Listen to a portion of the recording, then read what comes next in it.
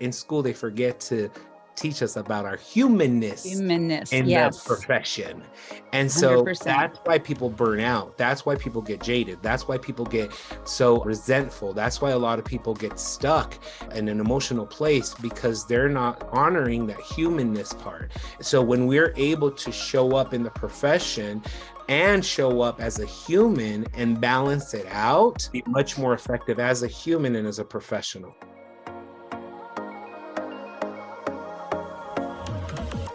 Welcome to the Colleague Down the Hall podcast. This episode is sponsored by the Collab Oasis Clinical Consultation Groups.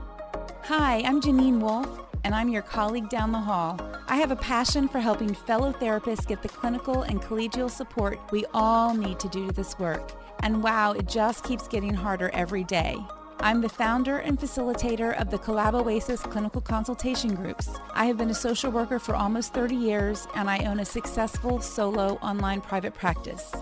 More of us than ever are practicing in solo or online practices, and we all need colleagues to process cases with, commiserate with on those really hard days, and also to celebrate our successes with. In this podcast, I'll bring you insights about trends and changes in our field and sit down with amazing therapists who are doing amazing work. We'll discuss fictionalized cases, ways to practice sustainably, and of course, there will be plenty of laughing. I love laughing with friends. I'm so glad to have you as one of my colleagues down the hall. Hello, everybody. You are listening to another episode of the Colleague Down the Hall podcast. I'm your host, Janine Wolf, joined today by Alex Castro Croy. We met at the Thrive Summit that was hosted in Costa Rica last month, where he was one of the keynote speakers. And I was fortunate to experience an archetypal reading with Alex, which was an incredible first-time experience for me. Alex is the clinical director and president of Life Recovery Center in North Glen and Denver, Colorado. And today he's going to talk about delicious depth discussion. I love the alliteration. Yeah. So welcome, Alex. Thank you. Thank you for having me. It's a pleasure to be here. Yeah, absolutely. So we introduced this delicious books when we were in Costa Rica. Yes. And I replied that your talk was such a delicious talk. I wish I could listen to it in 5-minute increments and process everything. So let's tell the audience about that. Yeah, so delicious. So obviously delicious is an adjective. And so when you think about delicious, it's something you savor, something that you can chew on, slurp on slowly and savor. Each and every taste bud gets to enjoy it. And so in life, we have a lot of delicious experiences, soulful experiences. Yes. It's been my experience, especially when I've been doing my soul work, my personal work, and doing research, that I've come across a lot of books that are delicious, where it's like I'm reading them and I have to put them down and I have to journal about it because it's so relevant to something that happened in my life. It's so relevant to something that I'm going through, or it really resonated with my soul, with my psyche on a deeper level. And I really need to savor this concept, right? It can be anything from a poem from Rumi, Maya Angelou. You think any book, it can be an inspirational book, something that you're reading, or a podcast or something, you're listening, somebody's talking and they say something delicious. You're like, hold on, let me write this because I'm really savoring it and I need to process it even more as time comes. And so I use it a lot with aha moments. When I have a moment that I'm reading something and it's something comes through, or I just have to do the, let me read this again. And that's where deliciousness comes up. Does that make sense? It makes a lot of sense. And it's just a perfect description. Yeah. And, delicious shows up in so many forms. And, as you were talking, one of the things that came to mind is sometimes things come into our life at just the perfect moment, which is what Costa Rica was for me, and some of the experiences I had there with you and some of the other people who are doing more holistic work. So I just love that term. Yeah. And so as we move forward in our careers, there's going to be some challenging, we're very good at addressing the challenging moments, like the valleys of the business, the valleys as a therapist. But I think it's super important to also celebrate and share the delicious moments, because those are the peaks. Those are the moments where, maybe I'm going through a valley right now, and your delicious share is going to feed and resonate with what I need to hear right Absolutely. here, right now. Yeah, And so I yeah, really absolutely. encourage this a lot with clinicians and professionals, coaches. Like, when we get together with our soul tribe, with those individuals that we trust and we can be open and vulnerable with, let's have some delicious time, whether it's breaking bread, having coffee, and have some delicious sharing time too. Yeah, absolutely. And, that's one of the things when I onboard new members for my consultation groups, one of the things I tell them is that the groups are mixed in that people have different theoretical orientations and treatment modalities, but they're also mixed in level of experience. And the seasoned clinicians at first did not like that. They're like, we don't want to work with baby therapists. But I said, but this is the deal. These new therapists come in and they're full of passion and excitement. And we're sitting here jaded because we've been doing this work a long time and maybe we're having an off day, and they infuse us with that energy, and it's delicious. And it's like, oh yeah, I do love this work. Oh yeah, I am doing something important here. Definitely. It almost like reminds us, takes us back to basic of why, remember when you Yes. went to the field, remember how excited and pumped up you were? Let's reignite that spark. Let's reignite that passion. Yes, Let's reignite. absolutely. And it's so contagious. It's so contagious. And you smile sometimes because you're like, oh, baby, wait till you come into the valleys. But you're Right. going to really need that as a souvenir. When I'm in the Yes. valley, I need that souvenir of delicious moments and that souvenir of passion, because a lot of times when we're going through a hard time, we need to reconnect and remember why we're in it. And it brings a sense of meaning and purpose, fighting Absolutely. for this. And it's a package deal. You just can't have the good. It has to come with challenges as well. Absolutely. That's so true. Speaking of the clinical work, another aspect is for those people who are supervisors. I think a lot of them get into that and then realize how much they really love it because of that same thing, that they're getting that exposure. And even when you are talking to a therapist who has a different type of treatment modality or something, I've seen a number of clinicians who were exposed to someone who did EMDR and they got very excited. And next thing I know, they're doing a training because it just connects. They connect with it so much. Right. Yeah, definitely. And you start realizing when it resonates, you feed it. When something resonates, we feed it. We feed it. Yep. When something piques our interest, we go and research it, and we do it in a way that's super passionate, in a way that opens our mind and opens our psyche and our soul. And so it's like, okay, it's refreshing. And then what do we want to do? Share. We want to connect with it as well. So yeah, definitely super inspirational, and it's motivating for us to continue doing the work that we do. Yeah. Yeah, absolutely. And since the pandemic, so many of us have been so burnt out with, the toll of the pandemic itself, having a shared experience with all of our clients, the influx of people looking for therapy and all that. So I think it's important to keep in mind that we can seek those things out, to be constantly looking for opportunities to be inspired by someone else, to get their deliciousness. And I think the gift that came with the pandemic is return to soul. We were so used to do, meetings, get up and go, appointments. We got so into the do, the masculine components of our job, right? That we tend to disconnect. Not all, we tend to disconnect, get busy with the doing and forget the being. And when COVID hit, the pandemic hit, we were forced to shut down. We were forced to be. We were forced to acknowledge our thoughts, our emotions, our souls. Now we have to have conversations with ourselves of what now? Where am I at? Where am I going? How did I get here? And how am I going to connect? Now that I'm connecting with myself, who do I really connect with out here that's aligned? And we start realizing we have more meaningful connections. We have more intentional ways of connecting. And when we do connect, we want to make sure that we get reciprocated. If whatever I give, I want to make sure I want to get it back. And if it's not reciprocated, then I have to set a boundary there, which regardless is healthy. It's healthy. Yes, absolutely. Yeah. And we see less doing and more being. And as therapists, we tend to say all these things to our clients, but we don't necessarily do these things ourselves. Yeah, Dr. Heal Thyself, right? Exactly. Yeah. But I think that's also when the pandemic hit, it was an invitation for us to be with us. You be with yourself, sit with yourself and I call it functional analysis. Do an analysis of your functionality. How are you functioning as a therapist? How are you walking the walk and talking the talk? And it's not a sense of shame or humiliation. It's accountability. We just have to be accountable for ourselves. And the level of awareness. There's the level of awareness that comes that once we become aware, we can't go back to being ignorant. Once we become aware, and that in itself is a gift, because now we have that aha moment and it reminds us of the areas that we need to work on within ourselves. Yeah, absolutely. Yeah. And so my journey with the pandemic was a little bit different. I transitioned to all online therapy in 2019 and was starting a new business in 2020.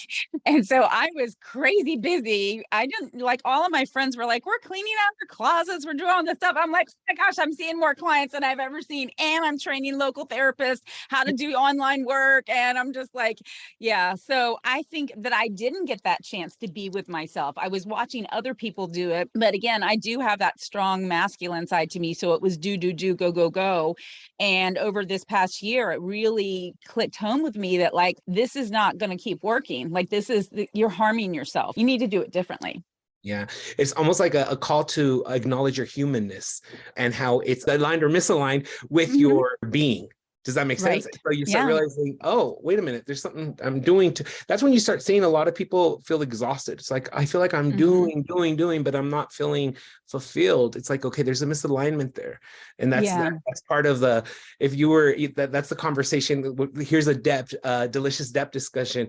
If your soul can ask something of you right now, what would it ask of you? Go to Costa Rica, go to a retreat, disconnect, take some days off. You know, if we were to ask, if I'm feeling stressed and overwhelmed, what is my psyche and soul asking of me right now, right here, right now?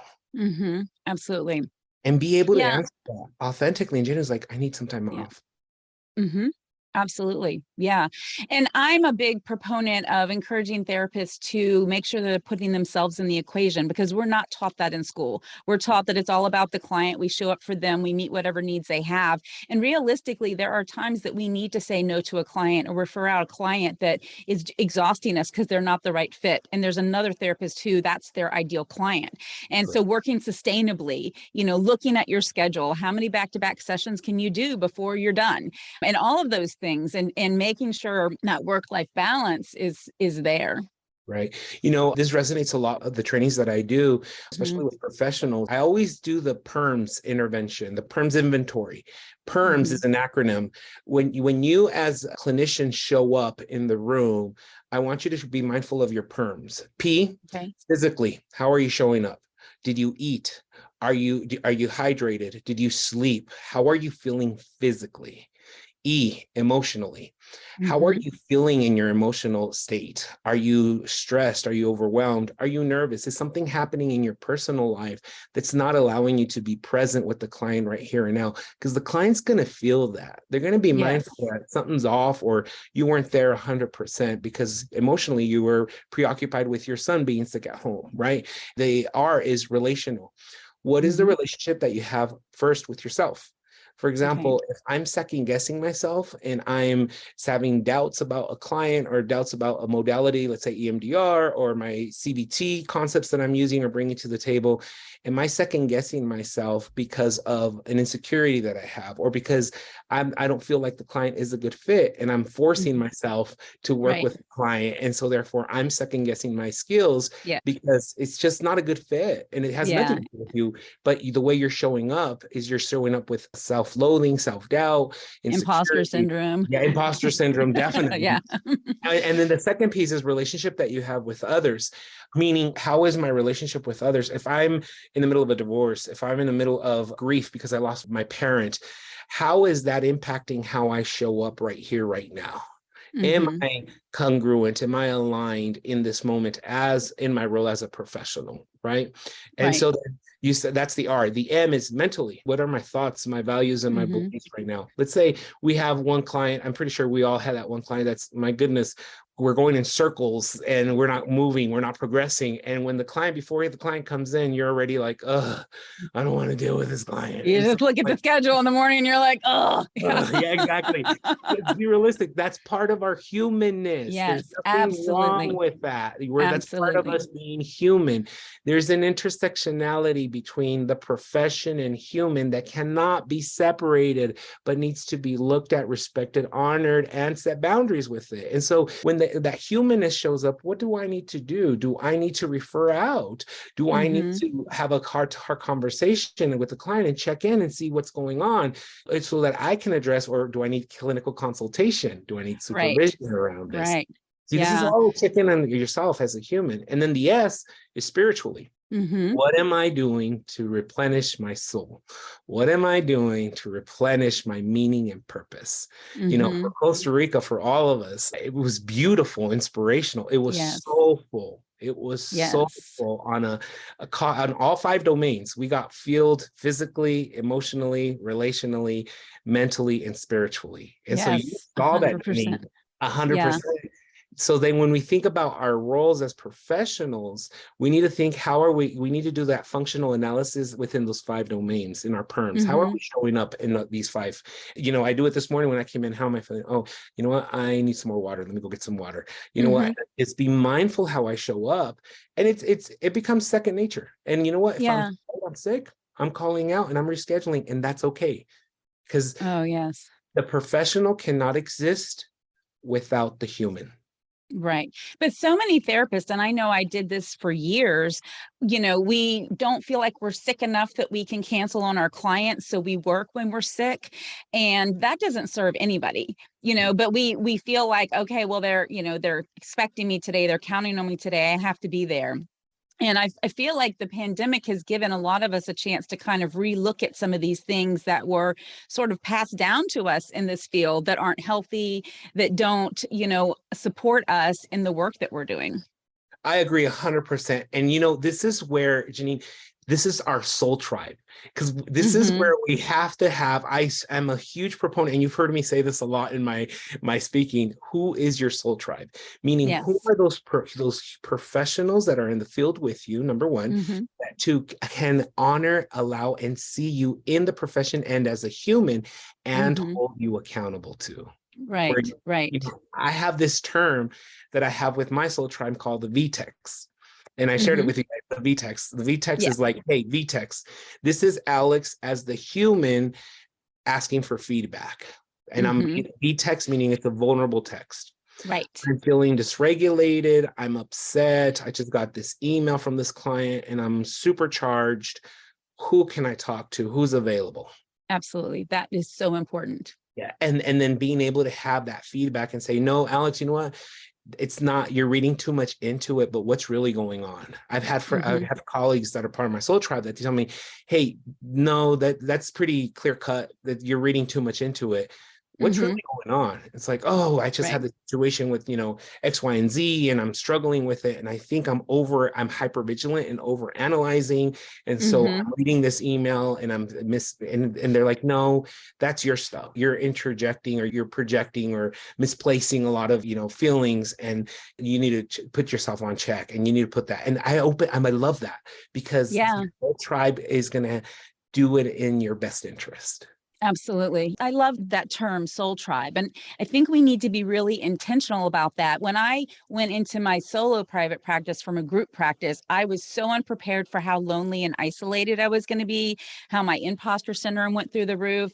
And it made me realize I need to intentionally seek out colleagues.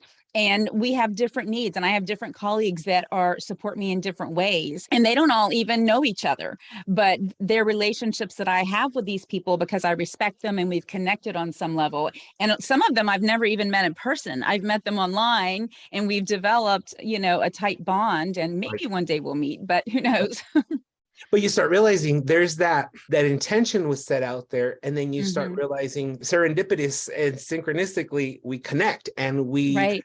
resonate what we're Mhm. saying, we feel it. And so those are the type of people we need to surround ourselves with, especially Absolutely. as we move forward with our vocation, because Mhm. with everything that's going on in the world, everything that's going on in our families, our communities, Yep. we have to be prepared to not only hold space for others, but also hold space for our loved ones and families, but Yes. mainly take care of ourselves. I agree. Yeah. So I want to go back a minute to the perms. I love that concept as a way to kind of start your day. And something that comes up in some of my groups is that someone will be working with a client that's the right fit, but it's really hard work. And so they either go into the session sort of dreading the intensity of it, or they leave exhausted. And so we talk a lot about, so your work is to figure out, how can you give yourself space to get in the right mindset before that session? And how can you make sure you have time after that session to do what you need to do for yourself and not pack them in the middle of your schedule? Like, we have some of those clients, and especially if you work with trauma clients, which we all do, then some of them are, more intense than others. And you need to really be aware of that. So the perms is really a great way of kind of setting the mindset for that. Yeah, and I'll give you a perfect example. When I was doing a lot of EMDR treatment for survivors of sex trafficking, and Mm-hmm. I realized I could only do 3 a day, and that's it. Yeah. And in Mm-hmm. between, there was severe trauma, physical trauma, severe abuse, Oh, yeah. very visceral. And so I was mentally prepared for the clients to come in. And once I was done with the session, I'm very somatic, where my stomach, I hold space and I feel it in my stomach. And so when I was Mm-hmm. done with the session, I realized I need 90 minutes to recuperate before Yep. another client, and I need to be alone. Mm-hmm. And so my staff knew that on certain days, whether it be Mondays or Thursdays, these are going to be intense days. Leave me alone. Yeah. Yeah. Let me be. After I was doing the sessions, I would go for a walk. After I Mm-hmm. was done, I would go for a walk, just be alone, processing, because there was that charge physically. When we Yes. do EMDR, and especially I was doing somatic intervention where I Mm-hmm. was doing a lot of tapping, hardly any conversations, but I would feel a shift in the energy. And you, as a clinician, you're holding space for Absolutely. for their perms. Right. Right. Yeah. So it's almost like a juggling act, because I'm Mm-hmm. being human, being mindful of mine as I'm holding yours that's dysregulated or complex and it's full of trauma. And so as I'm holding space for you, I'm going, as a human, I'm going to have some residual energy that once you're gone, I have to process, release, Yes. and not hold. And so Yeah. some it's cognitive, some is emotional, some is somatic, some is Mm-hmm. spiritual. If you need to cleanse, open up the windows, turn on the Right. candle, spray, whatever works for you. Mm-hmm. Honor it.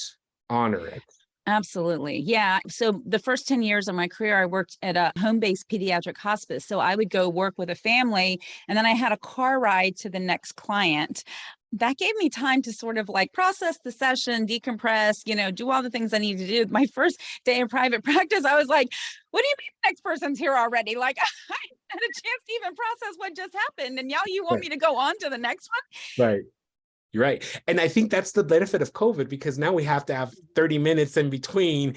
to clear up the space and clean. But a lot of Absolutely. times we need to be mindful that we need more than that. We need Yeah. more than that. Yeah, and we need it for our families too. I can remember times when my kids were teenagers and I would come home and I just wanted to sit in the dark in my bedroom. And, at 10 o'clock, one of my kids would be like, "Hey, mom, can we talk?" And I'm like, "No, I No. can't talk to you, Yeah, mom. So, of course, I'm going to talk to you." But, and then finding ways of de-escalating from the car ride home. yes, Like I shared with absolutely. you guys, I'm very close with Madonna, Cher, and Brittany. I karaoke in Yes. my car. I karaoke in In my the car. car because I love it. Because there's something about I'm very somatic, and there's something about music, Hmm. art, physically that I get to de-escalate and come within my window of tolerance to where I'm like, okay, I'm ready. Yeah. I'm good. Let's do this. Hey, good afternoon. How are you guys? Or maybe Yeah. sometimes for you is come home, take a shower, take off your work clothes and get into your home clothes. Yep. Some type of ritual that's going Absolutely. to let you come back to being human and disconnect from the profession. That's so important. Yeah. And years ago, a colleague shared with me, I was dealing with a really difficult case and I didn't have a lot of time in between sessions. So she said, just go into the bathroom, turn on some warm water and wash your hands with some soap and just focus on the texture and the smell and the soothing. And I say that to people, go wash your hands. You're having a hard day. Go wash your Yeah. hands. Yeah. There's something so, it's like our amygdala and our hypothalamus, I'm going to get scientific here, it has a response with us self-soothing, with the Yes. smell, with our senses. When we think Mhm. about our with trauma, when we're in it or we feel perceived threat or we don't feel safe, our senses are heightened. And so what better way to bring it down than to self-soothe those senses? Yes. With Yes. candles, with, as you notice, I don't use fluorescent lighting. I use soft Mhm. lighting because I want Mhm. to make sure that I'm constantly promoting that for my clients, but also for myself. Absolutely. So that hand washing, scented soaps, candles, essential oils, whatever works Yeah. for you, being mindful of your clients as well. And I have to agree about the car karaoke because I do that all the time too. My husband's like, people can see you, right? I'm like, car all by myself. Nobody can see me. And you know what? I turn at that and I start singing, "Don't Stop Believing." Exactly. I love that song. If I need to inspire myself or bring myself down, and you know what tends to happen? They smile. Yes. They Yes. smile or give you a thumbs up or start laughing. You know what? That's the whole purpose, to Yeah. celebrate our humanness in that moment. Yeah. And I like to think that maybe we make somebody's day when we're doing that. They look over and we're belting it out and we're happy. And they might think like, wow, this is a great day, Yeah. or they're having a great day. What can I do to have a great day? Right. Right. And so, and again, it's celebrating our humanness as we show Mhm. up. And so when we look into, again, like right now, you and I, we're having delicious depth discussion of what it Absolutely. means to be human in the field and take care of ourselves, laugh. And yeah, there's going to be some times where, maybe my playlist this week it's my grandma's anniversary of her, Mm. her death. And you know what? Today I want to honor grief, and I'm going to allow Mhm. myself to put a playlist or sing songs that put me in a space of grieving, because I want to honor that emotional part of myself and my psyche that's Mhm. showing up because of that's the emotional piece, because of the lack of relationship that I have, but how she Mhm. inspired me for who I was, and how she played a whole, so it's like when you do that PERMS check-in and honor what's showing up, again, what is Mhm. it asking of you, and give it a voice, give it a microphone, it helps us regulate, self-soothe, and our brain releases oxytocin, serotonin, which makes us feel good. I don't know if you had a good cry, and when you're done crying, you're wiping your tears like, oh, I needed that. I so Yeah. needed that. Yeah. Yeah, I learned in my hospice days that, it's not, you can't always cry. I'm a huge proponent that it's okay to cry with a Right. client. They just shouldn't be comforting you, but it's Exactly. okay to be human and let them see Correct. our reactions. But, there was also days that we had to get through going to the funeral home with them, helping them make some hard decisions, and it would just build and build and build. And then after we got through the funeral, I would have a prescribed cry. It used to really distress my husband, but I'd be like, Steel Magnolias was my go-to movie. Now Les Mis is kind of more the one, but Right. I would go to my room, watch that movie, and I'm like, I'm fine. I just need a good cry. And I would just let it all out. And I felt such a relief afterwards that, oh, okay, I've let that go. Yeah. And I'm glad that you're bringing that up, because in school we are taught to be ethical. In school we're taught Mhm. about boundaries, and yes, that is correct 100%. However, in school they forget to teach us about our humanness Humanness. in the Yes. profession. And so 100%. that's why people burn out. That's why people get jaded. That's why people get so resentful. That's why a lot of people get stuck in an emotional place, because they're not honoring that humanness part. So when we're able to show up in the profession and show up as a human and balance it out, be much more effective as a human and as a professional. Hmm. Absolutely. One of the things that was really insightful for me in Costa Rica was that, I'd shared with you, and the listeners know that my father died last fall, and I had been doing the grief work personally. And what really struck me in Costa Rica was the fact that my dad was the entrepreneur that is where I got that piece from. And I wasn't connecting those pieces, I knew there was some grief because his dementia started when I was starting my second business. And so he didn't really understand it. And that was sad for me, but I didn't connect on the deep enough level that this loss is impacting me in lots of ways that I wasn't acknowledging. And it was so helpful. I mean, when you do a sound healing, a mandala workshop, an archetype reading, and they're all like, Father, Father, Father, Father, Father, it's like, all right, I'm hearing the message. I got it. Yes, because here's the thing. When we go on a soulful level, we do not allow ego to intervene. Meaning ego in the sense of, oh, that's stupid, that's dumb, that doesn't make sense, right? Ego is always trying to find evidence, clinical justification. When we go to a soulful, we go to a phenomenological, human, subjective experience. And so when you start realizing my experience of grief and loss around my father is connected with different ways that I connected with him. Perms, physical, emotional, relational, mental, and spiritual. I connected with my father in those domains as well. And when you start realizing you did the sound healing, you did the mandala, you did the card reading, it's like all of it is coming together synchronistically to let you know, because we didn't talk with each other. None of us not at all. But we were all aligned in the work that we were doing, soul tending. And when we came all together and everything became synchronistic, you got the clear message like, wait a minute, I thought I had grieved this, but there's still more to be done within my 5 domains.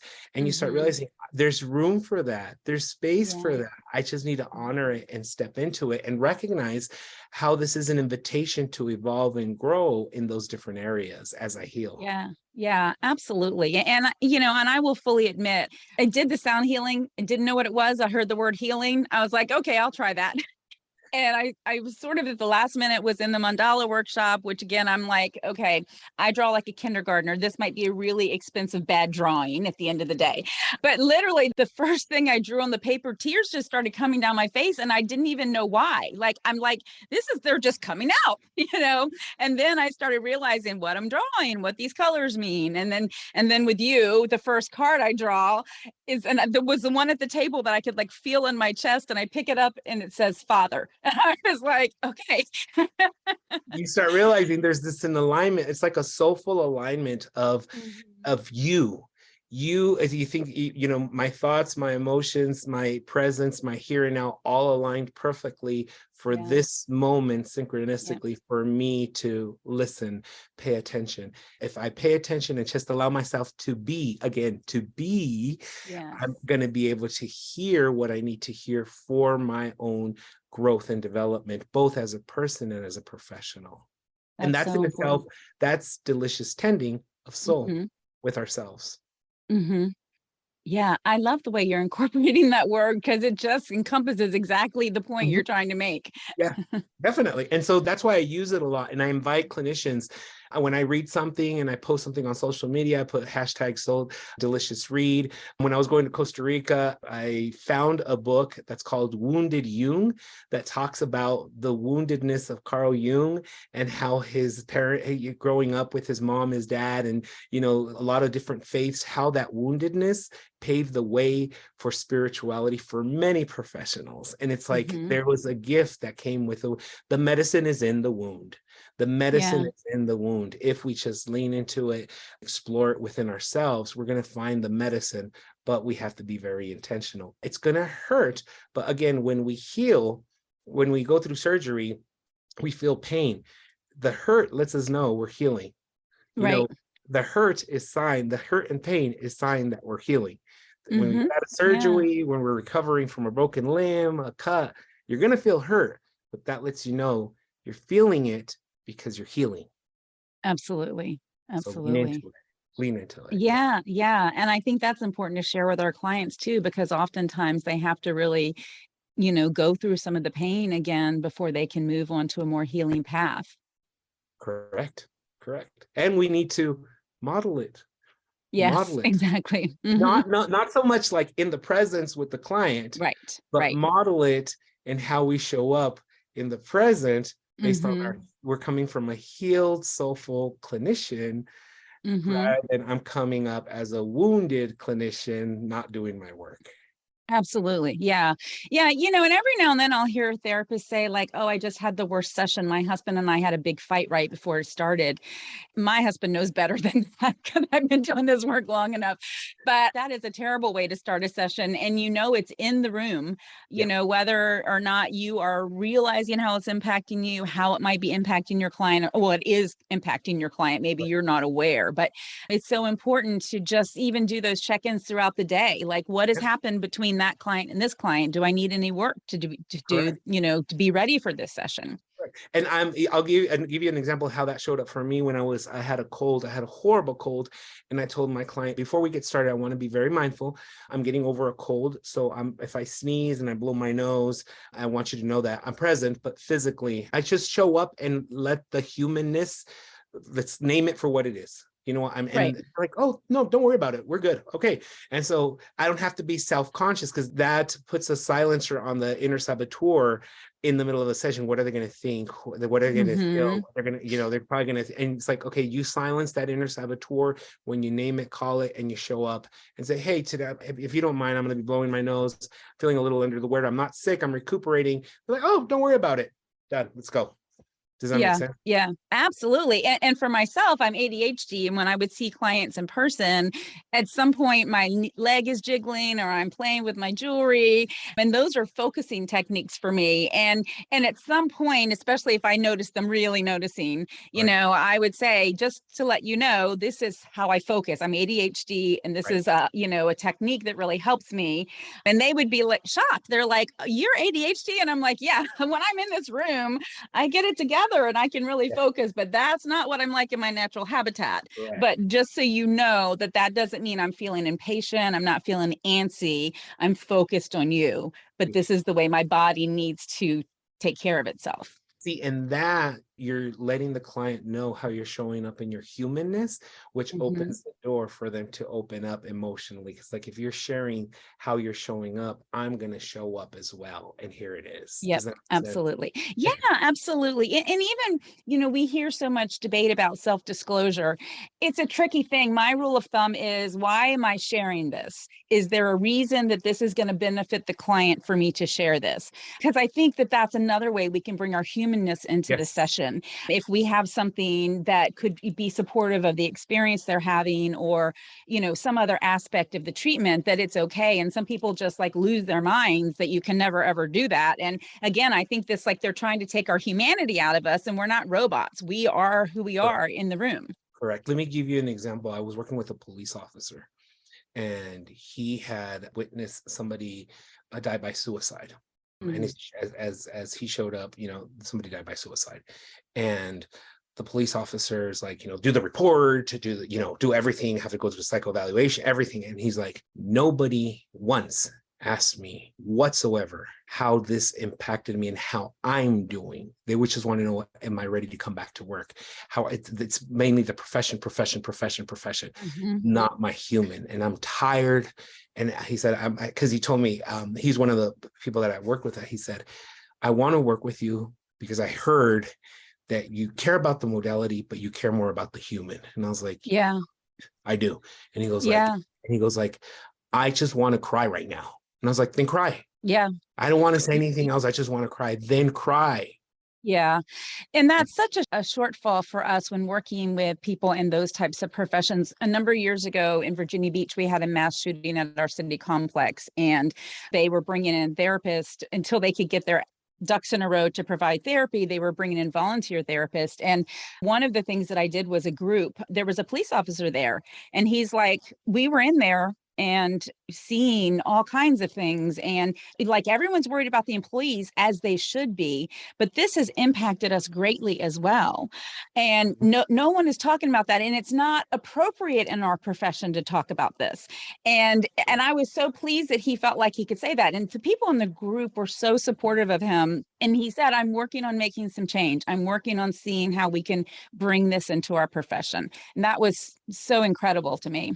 Yeah, because it's we feel seen, we feel heard, aside from us professionals, but as humans.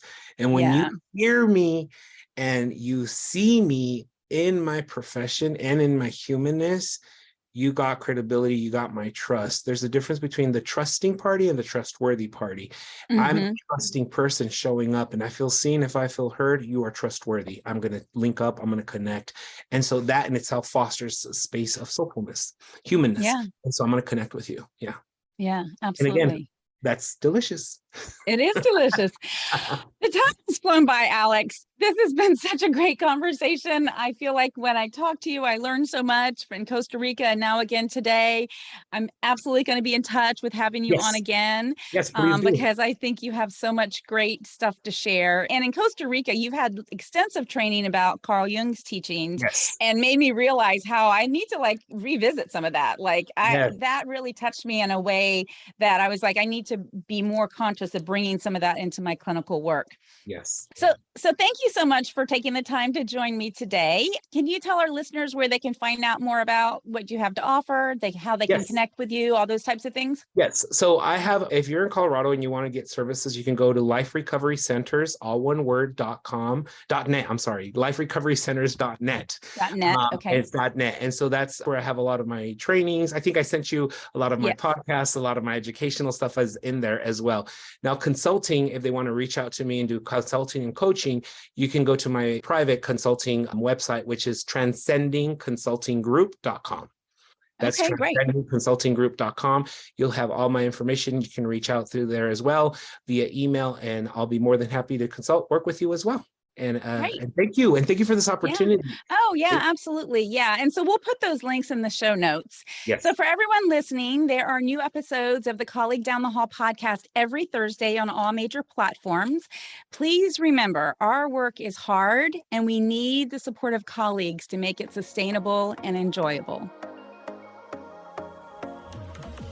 Thank you so much for listening to the Colleague Down the Hall podcast.